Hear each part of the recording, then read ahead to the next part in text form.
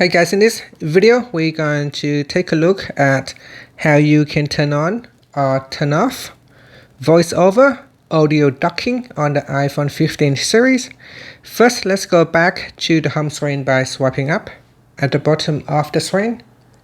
Then from the home screen, tap on Settings. Next, in the Settings page, we scroll down and tap on Accessibility. Then tap on VoiceOver.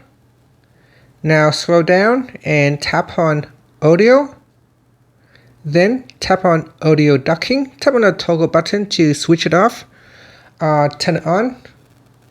Audio Ducking is a feature that automatically lowers the volume of background audio when you are on call or using certain apps.